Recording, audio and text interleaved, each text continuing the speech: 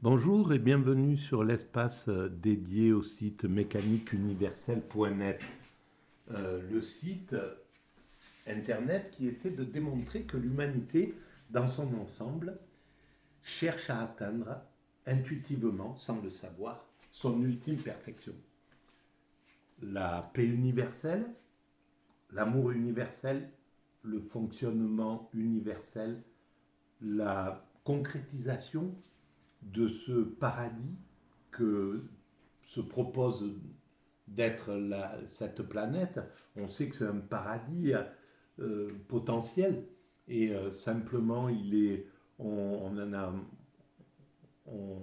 on n'en a pas la conviction à cause du comportement humain qui fait qu'on est dans l'antagonisme, la guerre, la violence, les haines, etc. Toutes ces, euh, tous ces comportements primates contiennent euh,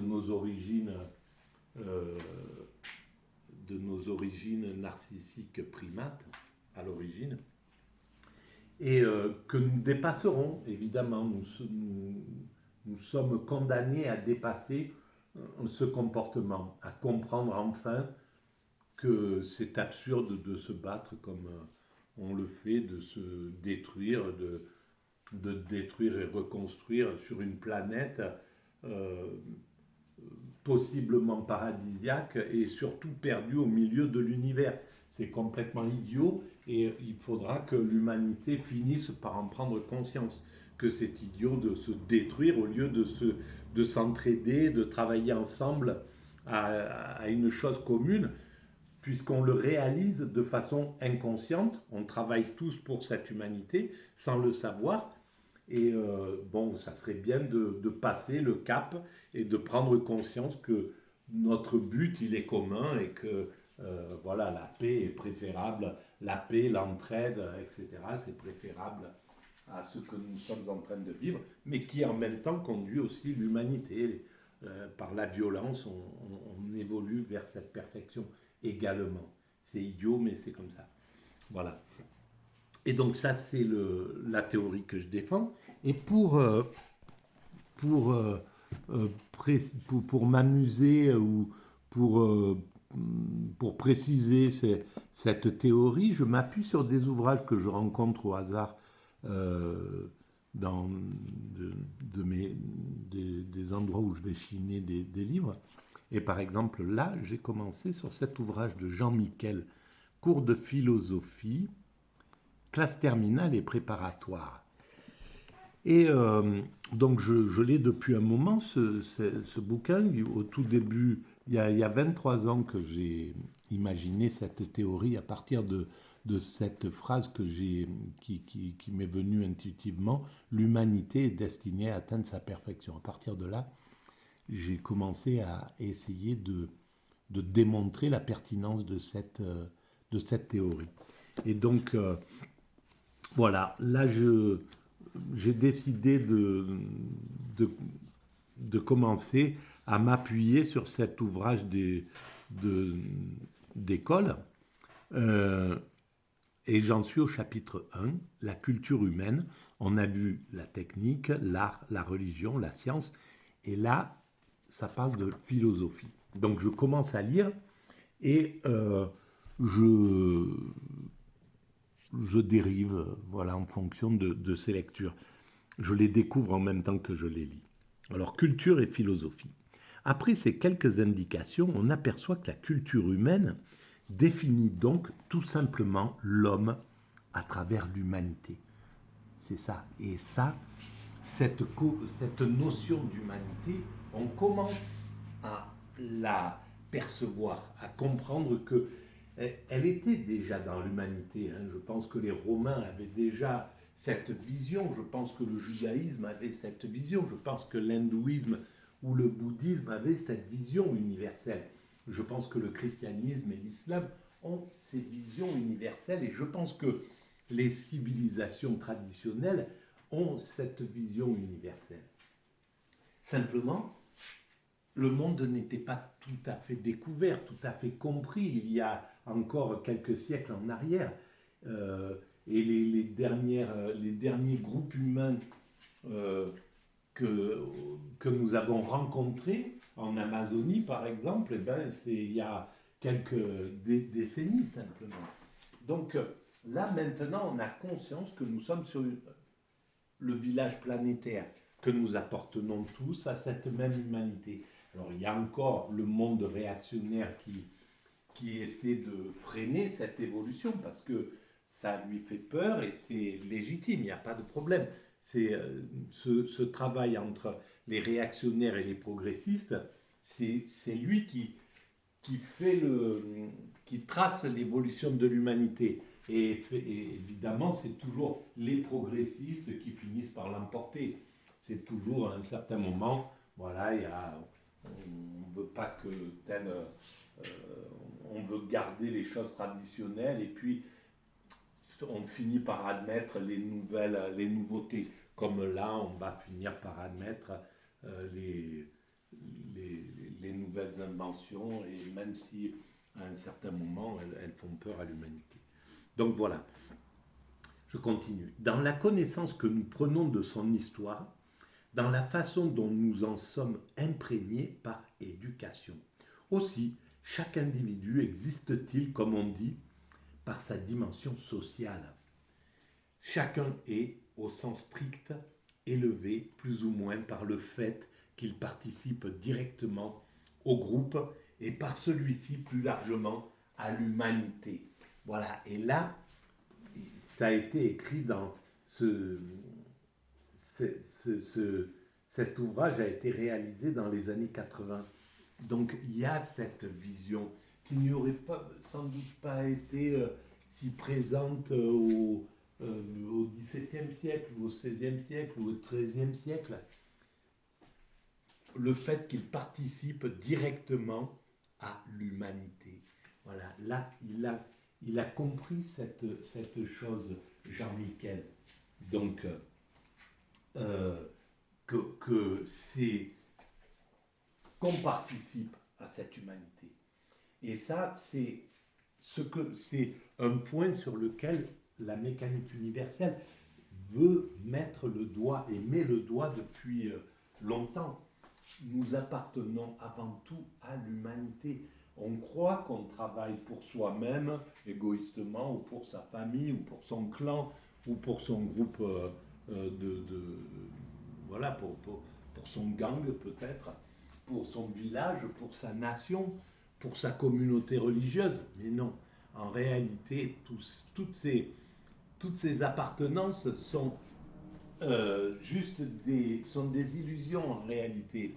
C'est la carotte qui nous fait travailler, qui nous permet d'évoluer dans l'humanité. Mais en réalité, on construit l'humanité. Ce qui perdure, la seule chose qui perdure et qui continue après nous, il y a 30 000 ans, les religions n'existaient pas comme elles existent aujourd'hui. Et peut-être dans 1000 ans, on sera dans un fonctionnement totalement universel. On aura dépassé les clans, tous les.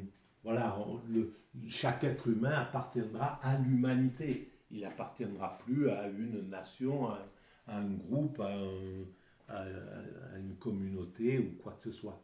Donc, c'est ça qui est le plus important dans cette chose. Je continue. On pourrait en ce sens évoquer une sorte d'hérédité sociologique qui s'exerce certes après la naissance, mais ne serait pas moins importante que l'hérédité biologique. Alors plus loin, qu'est-ce que la philosophie? À la question qu'est-ce que la philosophie, les réponses apportées sont nombreuses et variées au cours des siècles.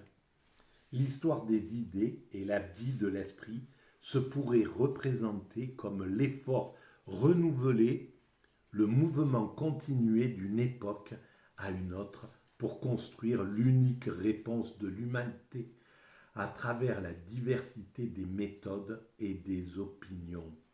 L'unique réponse de l'humanité. En ne cessant d'essayer la réponse adéquate, les hommes justement font la philosophie. Et grâce à elle, se donnent d'eux-mêmes une image plus fouillée et peut-être plus pertinente. Ainsi, La philosophie reste-t-elle, quoi qu'il lui advienne, cette science de l'homme au sens le plus large des termes que les anciens avaient nommés? Cependant, c'est en évoquant moins la philosophie, comment pourrait-on en faire le tour, que le philosophe qu'il sera possible de se faire une idée des modes de la recherche, du ton et de l'allure propre à l'activité philosophique, surtout si on la compare à d'autres formes de l'activité dans laquelle l'homme, pour ainsi dire, se tente et se réalise à la fois. Cependant, c'est en évoquant moins la philosophie que le philosophe. Et là, je ne suis pas d'accord. Parce que le philosophe, bien sûr qu'il est important, mais c'est l'histoire de la philosophie, c'est comme tout, c'est l'histoire de l'humanité qui fait, qui donne l'ensemble. C'est pas les. Bien sûr qu'il y a plein de gens qui ont participé à cette histoire de l'humanité, qu'il y a eu les premiers historiens chez les Grecs, etc., etc. Mais il y a les ethnologues, il y a ceux qui cherchent les psychologues, etc., les sociologues qui participent à ce point. Mais ce qui trace, ce qui fait la réalité de l'histoire de la philosophie, c'est l'ensemble, c'est cet ensemble. Et de l'ensemble de l'histoire, c'est l'ensemble de l'histoire, c'est l'ensemble historique. Et de la même manière, c'est dans la philosophie, bien sûr que chaque philosophe est une merveille de travail pour l'histoire de la philosophie. Chacun a contribué à apporter sa pierre, son édifice de façon franche ou de façon détournée ou de façon, euh, de façon inversée, par exemple comme pour Nietzsche. Nietzsche qui pense que, qui comprend que l'humanité évolue vers le sensible, vers le spirituel, le, vers ce que le religieux préconise et qui veut retenir ce mouvement vers cet endroit-là, vers la sensibilité. Mais voilà, il s'oppose au courant de l'évolution de l'humanité. Et la philosophie, son intérêt, à mon sens, c'est qu'elle est posée entre entre le spirituel, entre le religieux et le scientifique. Elle fait le lien entre ces deux forces maintenant. C'est un peu sa puissance. Alors d'ailleurs, elle va un peu dans les deux sens. Il y a la philosophie de la science, il y a la philosophie du spirituel, du religieux, etc., etc. Et donc, son intérêt, c'est d'avoir la capacité de prendre, de réunir en fait ces deux forces. Et quand la philosophie ne parvient pas, ne perd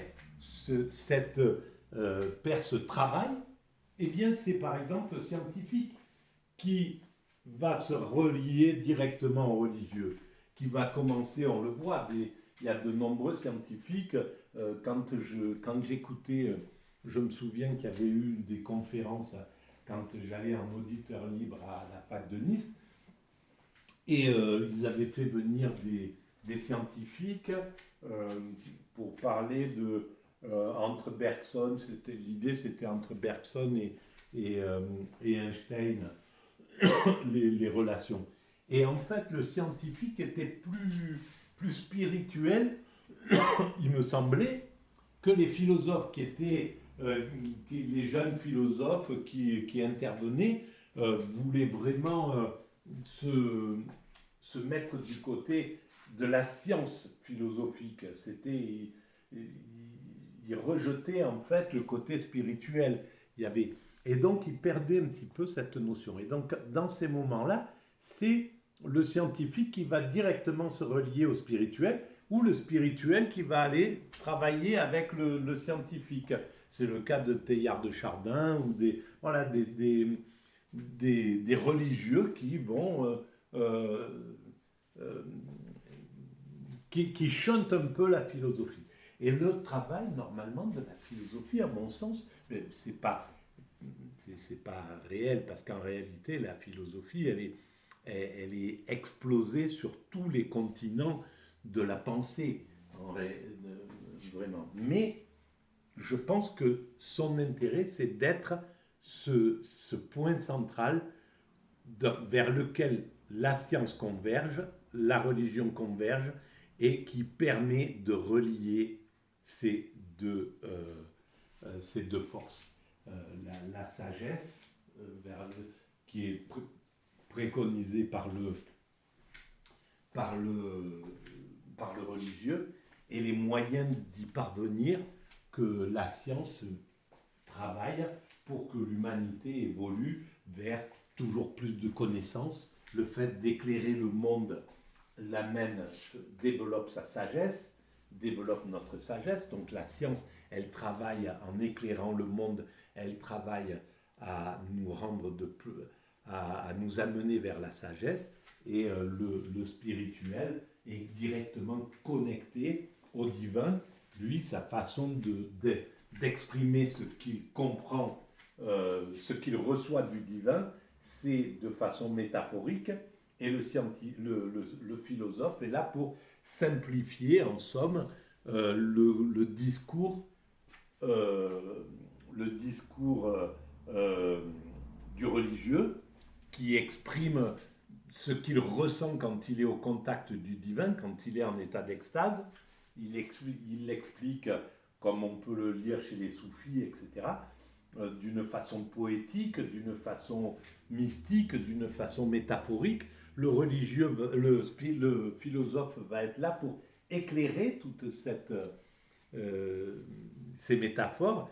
Et pareil pour le scientifique. Le scientifique va parler de comment s'est constitué l'univers, etc. Et le philosophe va être là pour normalement lui mettre la graine du spirituel qui est derrière, que le scientifique normalement doit écarter un peu le spirituel pour qu'il n'y ait pas d'interférence, et le philosophe, lui, permet de remettre le spirituel à l'intérieur du scientifique. Voilà, pour moi, la base de la philosophie. On va faire une autre vidéo là-dessus, d'ailleurs. Voilà, si vous pensez que ces vidéos issues d'un esprit atypique ont un intérêt pour la collectivité, vous pouvez mettre des pouces, vous abonner, en parler autour de vous, et mettre des commentaires si vous jugez pertinent de le faire. Et ça éclaire un peu, ça donne de la visibilité à ces vidéos, à cette pensée un peu particulière. Merci de votre écoute, à bientôt.